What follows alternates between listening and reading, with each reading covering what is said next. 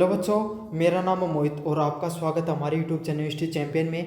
तो जैसा कि आप जानते हो, आपका सेकंड सेमेस्टर का जो पेपर होने वाला है या फिर वो अन्य कोई सेमेस्टर के विद्यार्थी और आपका पेपर होगा ज्योग्राफी का, नेचुरल रिसोर्सेज एंड इन्वायरमेंट, भूगोल का, उससे संबंधित कंप्लीट मॉडल पेपर लेके आए हूँ। इसी से आपके सामने लगभग क्वेश्चन देखने को मिलेंगे। तो आपको क्या करना है, वीडियो को लाइक कर देना है, चैनल को सब्सक्राइब कर देना है और अपने दोस्तों को जरूर से शेयर कर देना है। तो आपका पेपर होगा नेचुरल रिसोर्सेज एंड इन्वायरमेंट। इस पेपर की पीडीएफ है वो टेलीग्राम चैनल पे मिल जाएगी। अभी सभी बच्चों से रिक्वेस्ट कर रहा हूँ, टेलीग्राम चैनल को जोर से ज्वाइन कर लेना। वहाँ पर आपके सामने सॉल्यूशन वाली पीडीएफ है वो देखने को मिल जाएगी इसकी, तो ज़रूर से ज्वाइन कर लो सारे के सारे बच्चे आपको इस सॉल्यूशन वाली पीडीएफ को पढ़ने के लिए। साथ के साथ यहाँ पर जो शॉप वाला ऑप्शन दिखाई दे रहा है, इस पर आप क्लिक करके आप क्लिक करोगे तो कोई प्रोडक्ट पे पहुँचोगे, तो वहाँ से फ्लिपकार्ट या मंत्रा से कोई भी प्रोडक्ट खरीदते हो तो सबसे ज़्यादा डिस्काउंट देखने को मिलेगा। तो इस शॉप वाले ऑप्शन पर जरूर से क्लिक कर लेना। अब आपके सामने जो पहले टाइप के क्वेश्चन यहाँ पर देखने को मिलते हैं वो कौन से होते हैं आपके सामने एमसीक्यू टाइप होते हैं या फिलर देखने को मिलते हैं। तो चलो उन्हीं को देखेंगे, कौन से जो इंपॉर्टेंट आपके सामने एमसीक्यूज हैं, कौन से आपके सामने इंपॉर्टेंट फिलर्स हैं। पहला प्रश्न है, निम्नलिखित में से कौन सा संसाधन अक्षय है? अक्षय मतलब रिन्यूएबल है। रिन्यूएबल कौन सा इनमें से? कोयला हो गया, पेट्रोलियम, सौर ऊर्जा व प्राकृतिक गैस। तो इनमें से कौन सा आपके सामने रिन्यूएबल है, अक्षय है, उसके बारे में आपको बताना है। इस प्रकार से आपके सामने एमसीक्यू देखने को मिलेंगे। अगले वाला प्रश्न है, विश्व में सर्वाधिक उपजाऊ दोमट मिट्टी कहाँ पर पाई जाती है? तो भारत जो विश्व है वहाँ पर सबसे ज़्यादा उपजाऊ मिट्टी है या दोमट मिट्टी कहाँ पर पाई जाती है? भारत में पाई जाती है, अमेरिका में, रूस में या चाइना में? तो कहाँ पर पाई जाती है आपके सामने सबसे ज़्यादा दोमट मिट्टी है, वो कौन से देश में पाई जाती है? इसके बारे में सविस्तार आपको टिप्पणी करनी है। अगले वाला प्रश्न है, ग्रीन हाउस गैस का प्रमुख कारण क्या है? जल प्रदूषण, ओजोन क्षरण, कार्बन डाइऑक्साइड व ध्वनि प्रदूषण। तो ग्रीन हाउस इफेक्ट है देखने को मिलता है, उसके प्रमुख कारण क्या है, मुख्य कारण क्या है, इसके बारे में बताना आपके सामने। क्या जल प्रदूषण से देखने को मिलता है? क्या ओजोन डिप्रेशन से देखने को मिलता है? कार्बन डाइऑक्साइड से देखने को मिलता है? ध्वनि प्रदूषण से देखने को मिलता है? ग्रीन हाउस इफेक्ट है वो किस कारणों से देखने को मिलता है, इसके बारे में अपन बात करेंगे। काफ़ी ज़्यादा मोस्ट इंपॉर्टेंट क्वेश्चन है।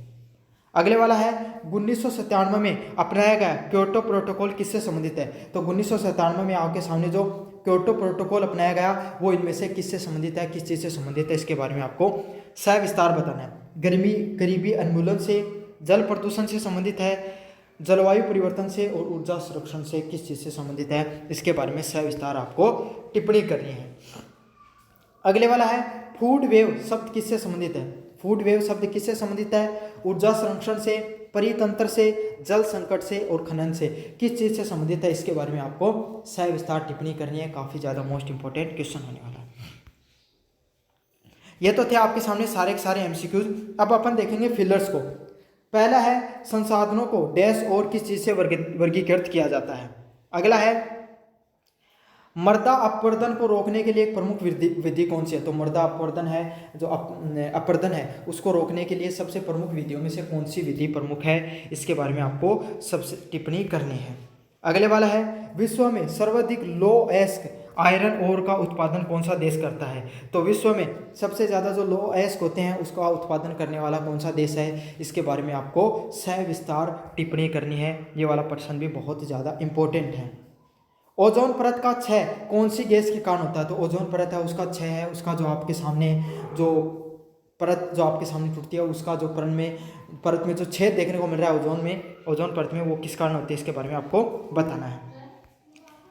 अगले वाला है, पेरिस समझौता किससे संबंधित है? तो पेरिस समझौता आपके सामने किससे संबंधित है, इसके बारे में सविस्तार टिप्पणी करनी है। सेक्शन बी की बात करें अपन, सेक्शन बी है, इसमें आपके सामने पहले सेक्शन में वेरी शॉर्ट टाइप क्वेश्चन देखने को मिलते हैं। अब आपके सामने शॉर्ट टाइप क्वेश्चन देखने को मिलेंगे। किस type question? Short type question है वो देखने को मिलेंगे।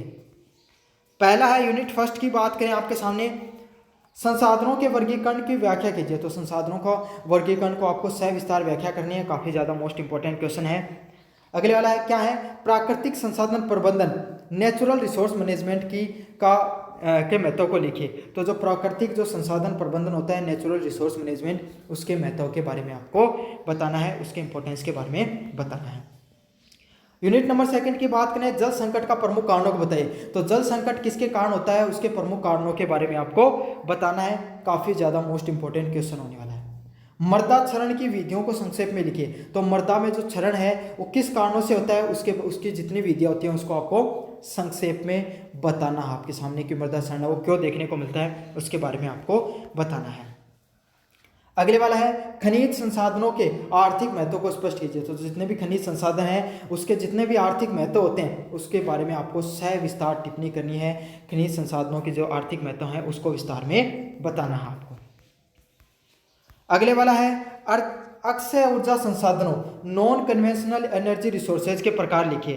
तो आपके सामने जो अक्षय ऊर्जा के संसाधन हैं, नॉन कन्वेंशनल एनर्जी रिसोर्सेज हैं, उसके क्या क्या प्रकार होते हैं, इसको सविस्तार टिप्पणी करनी है। विस्तार से सारी चीज़ों को बताना है कि अक्षय ऊर्जा संसाधन क्या होते हैं, उनके प्रकारों के बारे में बताइए। ऊर्जा प्रभाव एनर्जी फ्लो की व्याख्या कीजिए। तो आपके सामने ऊर्जा प्रभाव क्या होते हैं, एनर्जी फ्लो क्या होती है, उसके बारे में आपको सविस्तार टिप्पणी करनी है। काफ़ी ज़्यादा मोस्ट इंपॉर्टेंट क्वेश्चन है आपके सामने। अगला है मानव और पर्यावरण के बीच में अंतःक्रिया ह्यूमन इंटरेक्शन को स्पष्ट कीजिए। तो आपके सामने मानव है और पर्यावरण है, उसके बीच में ह्यूमन इंटरेक्शन होता है, उसके बारे में आपको सविस्तार टिप्पणी करनी है। काफ़ी ज़्यादा मोस्ट इंपॉर्टेंट क्वेश्चन है, अच्छे से कर लेना इस वाले प्रश्न को। 100 टाइप क्वेश्चंस का अगला प्रश्न है वैश्विक उष्मीकरण ग्लोबल वार्मिंग के कारणों व प्रभाव को लिखिए। तो वैश्विक उष्मीकरण वो क्यों होता है, उसके प्रमुख कारण और प्रभाव क्या होते हैं। मोस्ट इंपॉर्टेंट क्वेश्चन है। सतत विकास सस्टेनेबल डेवलपमेंट के महत्व के बारे में लिखिए। सस्टेनेबल डेवलपमेंट कैसे होता है, उसके डेवलपमेंट के महत्व के बारे में लिखना है। ये भी काफ़ी ज़्यादा मोस्ट इंपॉर्टेंट क्वेश्चन है, अच्छे से करके चले जाना इन प्रश्नों को। अब आपके सामने बात करें अपन लॉन्ग टाइप क्वेश्चंस की, जो आपको करके जाने हैं। काफ़ी ज़्यादा मोस्ट इंपॉर्टेंट क्वेश्चन है, इन अच्छे से कर लेना। 15 अंक का प्रत्येक प्रश्न होगा आपके सामने और इन 5 में से कोई 3 को करना है, 5 को पढ़ के जरूर जाना आपको। यूनिट फर्स्ट का जो इंपॉर्टेंट क्वेश्चन है प्राकृतिक संसाधनों का वर्गीकरण कीजिए और उनके संरक्षण की आवश्यकताओं को स्पष्ट कीजिए। तो आपके सामने जो प्राकृतिक संसाधनों का क्या वर्गीकरण होते हैं उनको सविस्तार बताना है और उनके संरक्षण की आवश्यकताओं के बारे में सविस्तार टिप्पणी करनी है। अगले वाले प्रश्नों की बात करें मृदा संसाधनों की एवं मृदा संसाधन एवं जल संसाधनों के वितरण संकट एवं संरक्षण उपायों की सविस्तार टिप्पणी कीजिए। तो आपके सामने जो मृदा संरक्षण संसाधन है उन और जल संसाधन उनका वितरण किस प्रकार से होता है, जल संकट व संरक्षण उपायों को सविस्तार टिप्पणी करनी है। अगले वाला प्रश्न है विश्व में वन खनिज संसाधन और वितरण और उनके आर्थिक पर्यावरणिक महत्व के मूल्यांकन के बारे में बात कीजिए। तो विश्व में जो वन है खनिज संसाधन उनके वितरण किस प्रकार से होता है, आर्थिक एवं पर्यावरणीय महत्व क्या होता है, उसके बारे में उसके मूल्यांकन के बारे में सविस्तार टिप्पणी करनी है। काफ़ी ज़्यादा मोस्ट इंपॉर्टेंट क्वेश्चन है। परितंत्र इकोसिस्टम की संकल्पना को व्याख्या कीजिए। ऊर्जा प्रभाव खाद्य श्रृंखला और पारिस्थितिक पिरामिड की वर्णन कीजिए। तो आपके सामने जो परितंत्र है इकोसिस्टम है उसकी संकल्पना की व्याख्या करनी है। ऊर्जा प्रभाव क्या होता है, खाद्य श्रृंखला क्या होती है और पारिस्थितिक पिरामिड क्या होती है, उसके बारे में आपको सविस्तार टिप्पणी करनी है। अगला है यूनिट 5 पर्यावरणीय संकट ओजोन क्षरण वैश्विक उष्मीकरण व जल प्रदूषण के बारे में सविस्तार टिप्पणी कीजिए। तो पर्यावरणीय संकट क्या होता है, ओजोन क्षरण क्या होता है, वैश्विक उसमें ऊर्जा जल प्रदूषण क्या होता है, उसके बारे में सविस्तार टिप्पणी करनी है। ये आपके सामने सारे के सारे इंपॉर्टेंट क्वेश्चन थे, सभी के सभी मैंने आपको करवा दिए हैं। अच्छे से करके चले जाना, यहीं से आपके सामने सारा पेपर देखने को मिलेगा। और टेलीग्राम जरूर से ज्वाइन कर लेना, अभी बता रहा हूँ टेलीग्राम ज्वाइन करना जरूरी है। सारी PDF का सोल्यूशन टेलीग्राम चैनल पर मिल जाएगा। धन्यवाद।